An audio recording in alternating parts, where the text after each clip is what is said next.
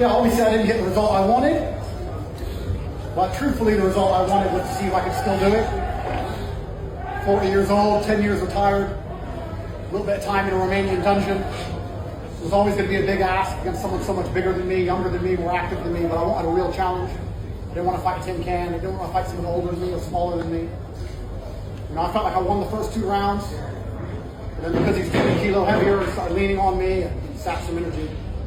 But I didn't quit, never give up, never retreat, never surrender, fight to the end, go out in your shield. So I have no excuses, training camp went fantastic. Time is the fire in which we all burn. Unfortunately, a 40-year-old's not a 22-year-old, but I gave it my absolute all, and I have nothing but respect for Chase. I have no excuses. I'm not going to say anything bad about him. I'm not going to make up any reasons. He was the man who won. He deserves this victory. Truthfully, completely, and honestly, I'm actually very proud of him. And I'm glad to know that Misfits have a true champion, because he is a true champion. Because he showed tremendous heart, tremendous grit, and he fought to the end just like I did. So I'm not disappointed in myself. I don't operate from that frame. The only way I would be disappointed in myself is if I was too scared to fight at all. And when I first agreed to fight, when I told Vance, there was a conversation that said, Andrew, you're 40 years old, you just got out of jail, you've been through so much, you have so many problems, there's so much going on, why would you do this? Why would you risk it all? Why would you get in there?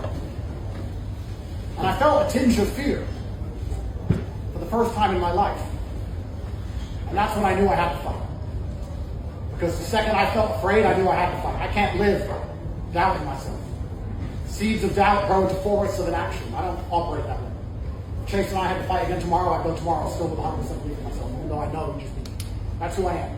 So I don't, the second I knew that, I was worried about it, I knew I had to do it.